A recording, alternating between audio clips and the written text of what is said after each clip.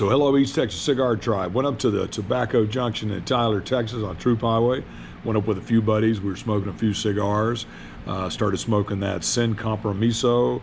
Before that, smoked the Tabernacle, AJ Fernandez stick. Had a great time. Had a bottle of 10-year-old McKenna bottled in bond bourbon. Great bourbon. Had some great pecan pie that one of the guys brought from the Village Bakery there in Tyler, Texas. Great bakery, full service bakery, wedding cakes, the whole deal. And boy, can they do pies. And we just sat around and smoked, and we all started smoking this Compromiso because one of the guys said, hey, it's the best stick ever, and if you could only smoke one stick, this would be mine. And the truth is, I'd never smoked it before. You know, everybody knows Steve Saka. Everybody may not know this is Steve Saka stick, but everybody knows Steve Saka. So long and short of it, you know, I said, I'll try it.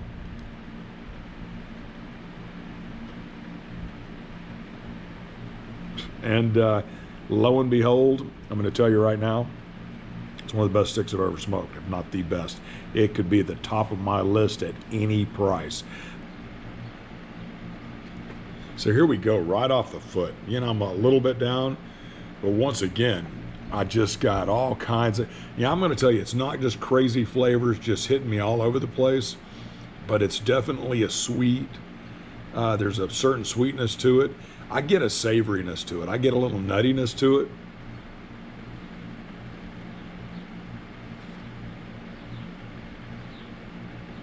I get that a spice on the tongue, but it's not a pepper. It's something else. You know, I definitely get a little cocoa as well.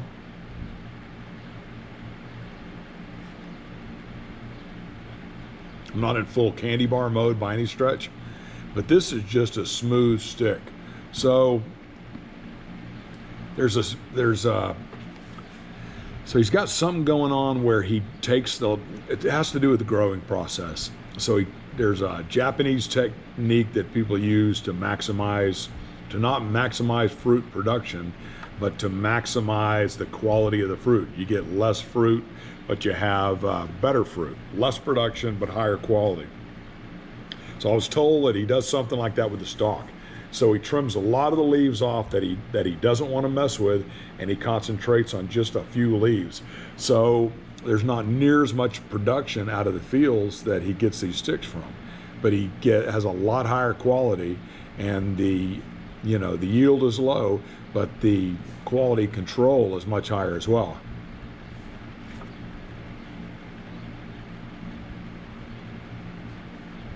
So, oh yeah, so that draw right there, I was getting ready to read what the pros say. So that draw right there,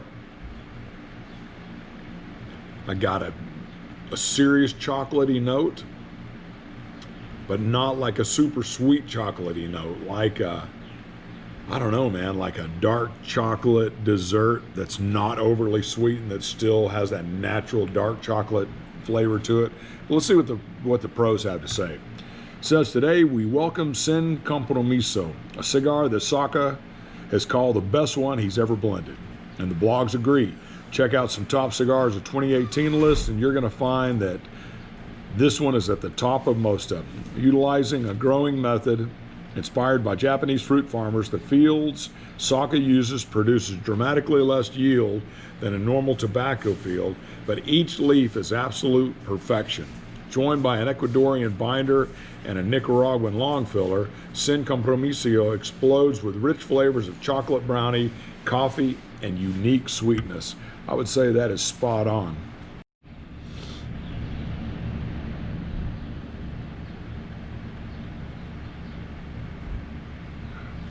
So this thing has a Mexican San Andreas wrap. So remember, this is a Dunbarton Tobacco and Trust San Compromiso, Steve Saka stick. I think we've talked about, dude, somebody is bumping outside. I think that would be Wheelie King in his Jeep driving off. So you know what? I got no room to talk. I used to bump up and down the roads when I was a young man. So long and short of Dunbarton Tobacco and Trust, San Compromiso. So San Andreas wrapper. So this is a Mexican San Andreas wrapper. I really like this. I think, so we're down we're not quite halfway into the stick. And, the dark coffee and cocoa that I might have been getting right off the front. And I wasn't getting a ton of coffee, but I was getting something working. Kind of a dark chocolatey, dark coffee maybe. Kind of gave way to a certain sweetness and more of a nuttiness. But as I'm getting close to the halfway point, I think I'm getting more of a savory flavor.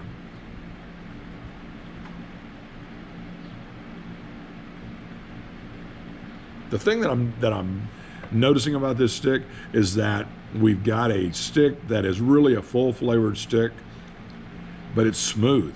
It's not coming across like all the flavor is there. It's very interesting. We got a lot going on, but at the end of the day, it's still a very smooth smoking stick. And I'm going to tell you, I'm halfway through it. I'm really digging it. The burn is pretty crisp. It isn't perfectly across, but dude, who's going to complain about that? And it is just a smooth stick. I'm telling you that this is a must smoke stick. You got to go out and get one. I don't know where you find them. For sure they've got a few left in a couple of different sizes at Tobacco Junction. But at the end of the day, I think it's a pretty hard stick to find. But once again, this just proves that you don't have to spend $30 or $40 to have a cigar that smokes like a $30 or $40 or $50 or $100 stick. I'm not sure that you can top this stick at any price. I know there's probably some folks out there going, oh, that's so stupid. This stick is much better. I don't know, man. I haven't bumped into anybody that doesn't put this right at the top of their list. And when you come down to the value, granted, it's not the $7 or $8 stick that I typically smoke, but this is living proof that if you want to treat yourself, you don't have to go north of $20. This is as good a stick as I've ever smoked at any figure. I'm going to continue to smoke it down, and I'll talk to you guys in a little bit. Sin Compromiso. I think that's no compromise or without compromise. I'm going to tell you, it is without compromise. So, can you get a great smoking stick for $3 or $4? Yeah, man. I've got some sticks that I love the flavor. I'm not sure that the blends, I'm not sure that you can't get a good blend all across the price ranges. I don't think that has a lot. Obviously, if you're going through thousands of pounds of tobacco, picking out leaf by leaf, trying to find the absolute perfect leaf, you're gonna spend more for something like that. It's just gonna cost you more time involved in making it. You're gonna pay more if you're the company for those leaves. It may take more time growing them. I get all that. Can you get a good blend at a lower price? There's no question that you can. There's a lot of great blends that, the tobacco may not be the absolute top perfect looking tobacco quality. Who knows? I don't even know how that works. But there's some great blends. But I'm going to tell you, I think the thing with the more expensive sticks, whether it's a Padron or whether it's this stick or whatever, you start spending more money as a general rule, I think you're paying for more consistency. In the case of this stick, this guy is known for going all out, picking out tobacco, being that guy that goes to great lengths to find the absolute perfect leaves. I mean, I don't want to say he's got a screw loose about it, but he takes attention to detail to the next level. So, but I think as a general rule, you can get a good stick at a cheaper price, but to get that consistency, you start getting in the more expensive sticks, you're going to have a more consistent deal. And I can tell you from experience, because it's 2 days in a row smoking the same stick, pairing it up one day with bourbon and pecan pie, and turning around and pairing it up with a more savory meal. Meatballs, no pasta, little salad, and no liquor that I'm pairing it up with right now. And the stick still came across with the same notes. I didn't have quite as much of maybe the sweetness that I had the first day, and I might have been getting some sweetness from the fact that I had a piece of pecan pie, while smoking. But nonetheless, the consistency of the stick has been spot on. And we smoked, how many of us smoked them? I think we smoked 4 of them or 5 of them, and all of them were super consistent. So there's something to be said for that. However, there are a couple of companies out there that, you know, I smoked a Cohiba the other day, Red Dot, and it's a $20 stick. And the first one I smoked, I couldn't even smoke it, man. I threw it away. It went in the trash, And after fighting with it to get it to draw. Then I turned right around the next day and smoked one, and it was a good smoking stick. It wasn't bad at all, but still, quality compared to this, and you know, arguably retail, that stick is, you know, $1 or $2 more than this stick, and it's not even in the same ballpark. It ain't even the same deal. I would not give one of those Red Dots to somebody that's a serious cigar smoker and go, hey man, here's this one. Not now. And the truth is, I've smoked Cohibas, I've smoked, you know, Cubans, but that ain't the same thing. It ain't no Bahique.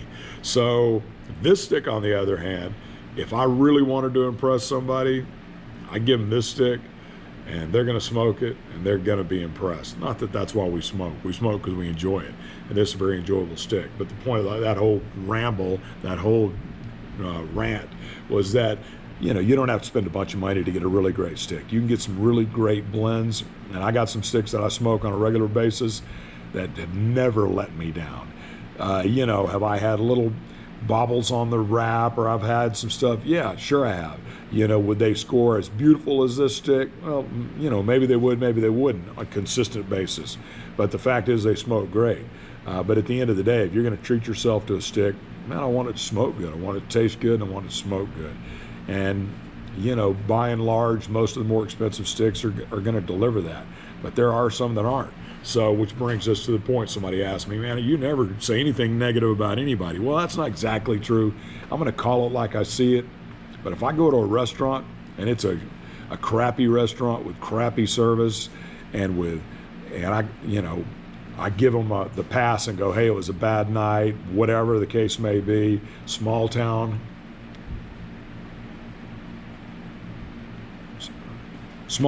help is hard to find. You know, I'll give them a pass. I'll try it again. I try it the second time and it's still bad. Dude, it doesn't serve me any purpose to try to ring the bell and tell everybody, don't go there. Let's put them out of business. Dude, you know what?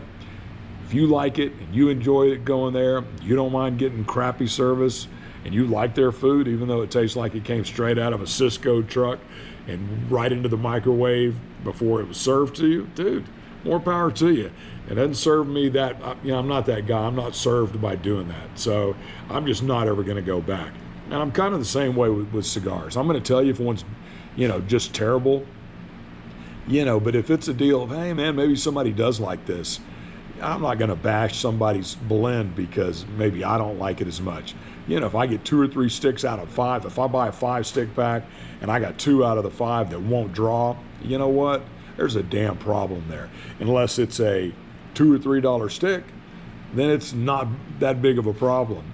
But if it's a $5, $6, $7, $8 stick, $10 stick, $20 stick that does that to me, guess what? That's a damn problem. And I'm probably going to go, hey, you know, this is what happened to me. If anybody did something different, let me know, and we'll go from there. But when it comes to blends and stuff, it's pretty subjective. But this one, once again, great stick. I'm going to finish this up here. Man, y'all keep smoking them down. Keep posting up what you're smoking. I really appreciate y'all listening to this. Please, please, please press subscribe. Hit it. See y'all on the flip side.